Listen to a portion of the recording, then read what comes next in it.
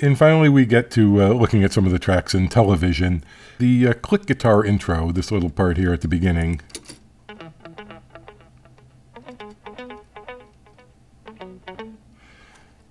And notice the echo automation here, where it's turned off. And then it comes back on. And I have this set up on the send rather than the return, so that when this note comes along, it doesn't create an echo, no matter what echoes are happening before. The little arpeggios here. There's an equalizer, a wah-wah, and a delay all happening together here.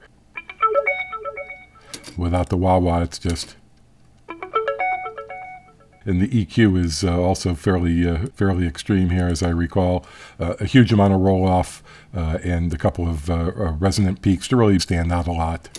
You'll see that there's an awful lot of roll-offs on a lot of tracks, everything but the bass and the drums. In fact, even the drums have a fair amount of low-end rolled off. Normally, you'd play the guitar and you'd actually have a physical wah-wah pedal and you'd pump it. I added this after the fact, and I think it works well. One of the nice things about this wah-wah, this is the Sonatus effects package that comes with Sonar, and I use that pretty much exclusively, maybe another plugin here or there. This can work in auto mode, which is what I have, where it just goes at at a constant tempo. It can also work triggered. The A means the track is archived, so it's not using CPU time and not reading the files from the disk. And I had mentioned this is a pool of feedback guitars. I spent about, I don't know, half an hour just playing all kinds of bends and stuff and standing in front of my guitar amp, pretty much like you can see in the video. And I identified all the notes, low G sharp, regular G sharp, low B, and then I just drew from this pool and dragged it up to the actual whammy track. You can't really see the track names here too well, because again, I had to size the screen way down to get it to fit onto what you can see clearly on a TV set. A lot of buses, in fact, let me just show you the buses I have here. There's the main bus, a bass bus, a vocal bus. I don't remember what all these names are at this point here. I can widen this up. The guitar quartet had its own bus, string section, and I defined separate reverb for a stereo reverb and reverb that only comes out of the left and only comes out of the right. There's a huge reverb that in the surround mix ends up coming out of the back, but it's really, really big, a huge hall. And I did the same for ambience. Ambience really is just reverb, and if you look at the plug-in here, you can see that it's the same Sonatus reverb that I use for everything else. And I have presets that I made myself, basic reverb and ambience. I contributed those to Sonatus when they were developing this version that eventually got sold to Cakewalk.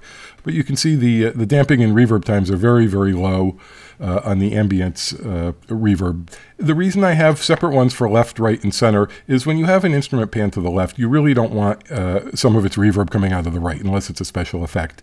Ambience makes an instrument sound like it's right there in the room with you. It's a very small amount of very fast reverb. And when I was doing a cello rondo on the opening tick, tick, tick, tick, tick, I found it very disconcerting that that instrument, which is panned to the left, you could hear ambience coming out of the right. And I was determined to not have that problem when I did Tele-vision. So I actually set up 3 different ambience buses for that. And I also have timed echoes that are timed to a quarter note, eighth note, 32 note, and also what I call echo ambience, which is a very short single echo to simulate a single reflection off a nearby surface. A grand piano in an auditorium is going to have one reflection off the floor, and everything else is going to be much, much farther away. It's just a single echo with a lot of the high end rolled off. In fact, if you look at this, this is one of the really nice features of this echo, is that there's filters. You can have a high pass and low pass filter. In this case, it's anything around above 2.5 kilohertz, just roll it off. So that's those buses. So I set up a guitar left and a guitar right and guitar center track. And there's a lot of guitar tracks for all these things, but I set these up so that the guitar left gets only ambience that comes out of the left, and the same for the other tracks. And there's extra guitar extras here. As I'd add something, I said, well, I need that, but I want a different effect, or I want a different kind of a bus. On the guitar quartet, I used a plugin. It was actually a free VST plugin called the Formant Filter. It's not a particularly sexy interface, but it's a really cool plugin, and it emulates the human vocal tract. I put the clean and slide guitars on their own track. Phil Kramer has his own track, and I'm proud to show that there's absolutely no effects on that at all. I wasn't going to mess with what he did. Though I did use some ambience, and there's quarter note echo. This is the echo send, which I just wanted to come on the tail end of his little notes here. Let's solo this here. His guitar is panned to the right, but I had the echo pan to the left, and it just comes in on that last phrase. You know, echo and reverb a little bit goes a long way, and when you have a lot of an effect like that, it really takes up a lot of space and really fills out things too much, and it just makes a muddy mess of things. But a single echo here and there is a nice touch, and it also makes it more interesting. It's not just boring and going along the whole time, but you really notice it more when it just comes once in a while. I'm a pretty good guitar player, but I'm not great, and I'm out of practice. I used to be really good a long time ago. So when I recorded this, this was in pieces, and there's a lot of this in a cello rondo.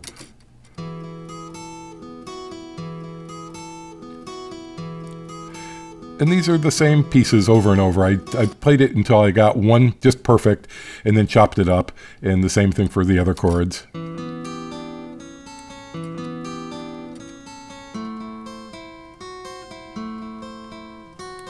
And that's how I was able to get a good sounding track out of a few pieces of good performances. Classical guitar, let's look at that on track 24. There's a total of 99 active tracks in this project, but because of the lanes, I think it's about 120 actual separate pieces.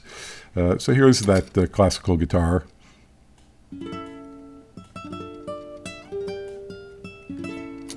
And the lower part, I'm going to turn off the snap to grid so we can start exactly where we want. Here's the lower part.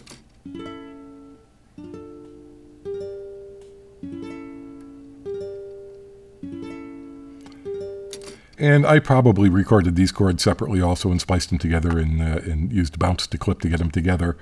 But, you know, I didn't always do that. I mean, I can sometimes play. And here's...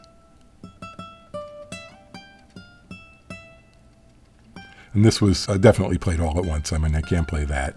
There is a part where there's three of those. We slide over a little bit here. We'll find that there's some sort of volume automation here. And here's three guitars all playing three pieces. The low part is just a low E. And bring in the middle part. And then bring in all of them.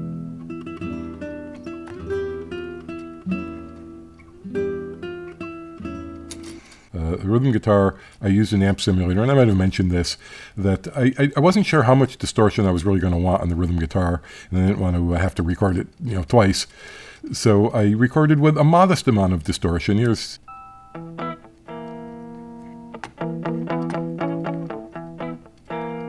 that's what came out of my amplifier. And here's the equalization. And again, the equalizer is just some mid-range mud and a little bit of high-end boost. Nothing too severe. And I did compress it. It's very gentle. If you look at the gain reduction, you can see it's not dropping a lot. I didn't want a compressed sound. I just wanted to even it out. And the amp sim, finally.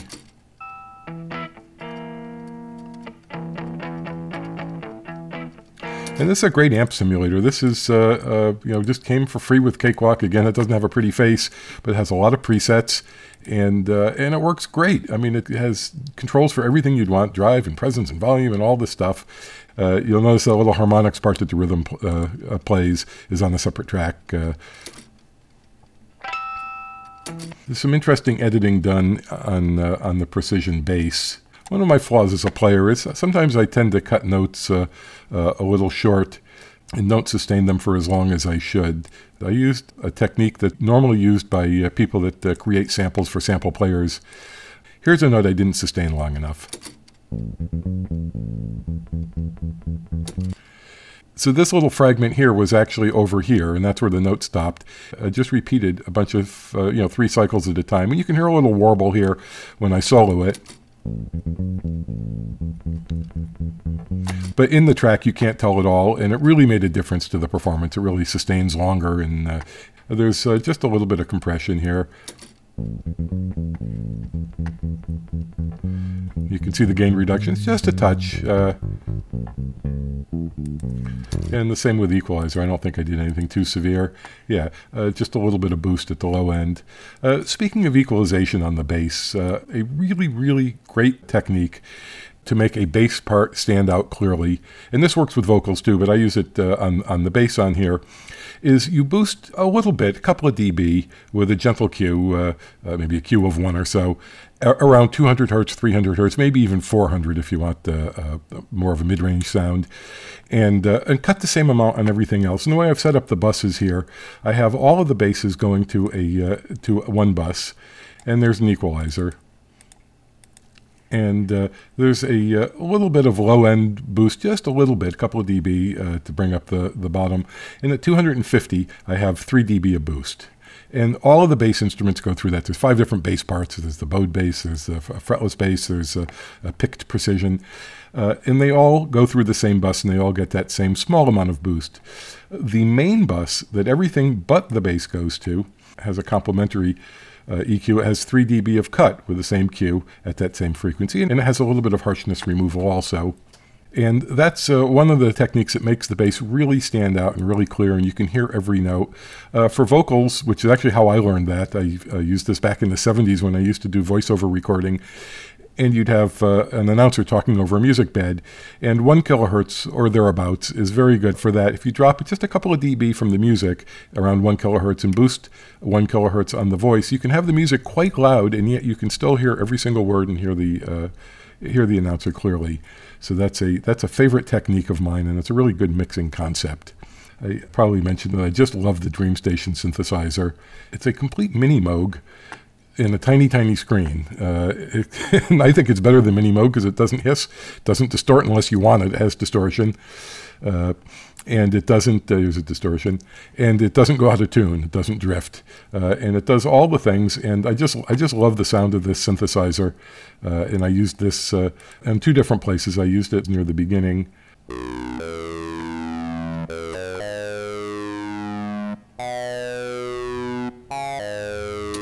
And that's one of the presets, though I think I changed it a little bit.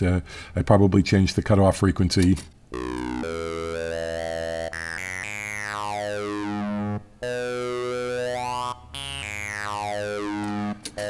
There was a fair amount of work here on the paper deck. The deck of cards that I'm sitting there flipping, and here's what actually got recorded.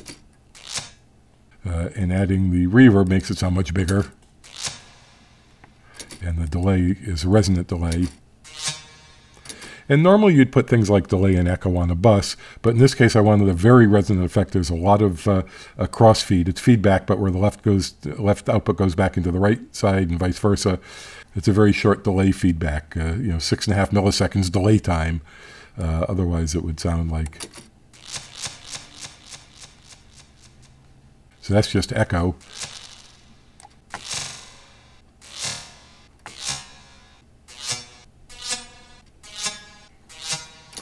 So it's the echo unit's repetition rate that what makes the pitch of what you're hearing. Look at a couple of buses here. On the string section bus, on each string track I boosted different mid-range frequencies to make it sound like different instruments rather than 4 tracks of the same violin. But all together the strings were a little harsh sounding, so I have 3 different cuts here in the kind of irritating range, and took out some of the sizzle, make it sound a little more natural. And this is generally a good place to cut things if they're irritating. Obviously, you don't necessarily want to cut everything, but when you have things that are too sizzly and too harsh, 2 kilohertz, 3.5 kilohertz, 4 kilohertz, somewhere around there is often a good place to cut. On the vocals, I wanted more sizzle and more presence, but you'll see it's a common theme to roll off the low frequencies a lot. One of the tracks I was going to refer to earlier is the Rhodes. So this is actually the MIDI data, and this is the audio track. I use a sample player called Live Synth Pro. It plays sound fonts. Without the ambience or the equalizing or the modulator, it's pretty flat.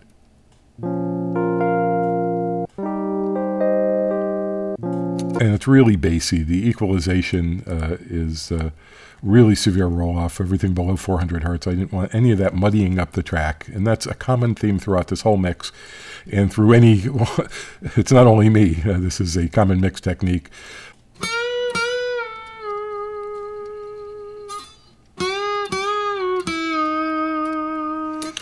There's a lot of compression on that to make those sustain. The slide I used, the brass slide, is a really good slide. but still it would have decayed pretty quickly. Here's without any effects. And the compression is really what makes it stand out. And if you look at the amount of gain reduction, you'll see that on the initial peaks, it's reducing quite a bit.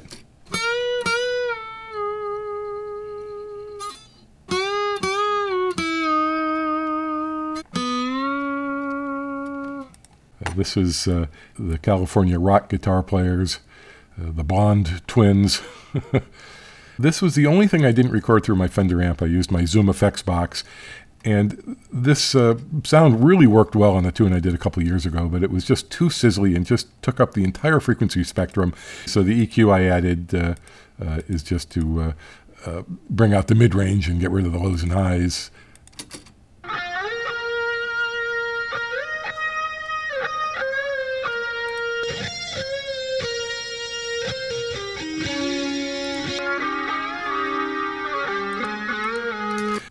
With clip automation, these volume changes happen before the compressor, so you also control how hard you're hitting the compressor. This isn't going to necessarily make the track a whole lot louder or softer, but it'll make the compressor work harder. And so that's really a lot of extra flexibility that you can adjust the output volume after the compressor or any other plugins that are inserted on the track. And this happens before the plugin, so it's going to pre and post volume, not having to choose one or the other. On the fretless, I also used the multiband compressor. A multiband is great, and this is a fabulous multiband compressor that in the Sonatus plugin pack. You can control the threshold, the ratio for each of these bands, and you can also pick the crossover frequency you can change. So you can say, no matter what note is being played, you can see all the different curves here, no matter what note is being played, I want about this much energy in this band. I want definitely a lot less at the high end. I want this much energy in this band, and the compressor will keep each band constant. This is quite a powerful feature. I only used it on 2 tracks. I used it on this and also the picked bass in the California rock part. Also some resonant boosting on the fretless bass, because they're both Fender style basses, and this is the bass that Phil Kramer made. But I wanted to really get a difference in character as I went from one bass to the other, so you could really hear that it was different. And there you have it. And I hope this was educational and interesting.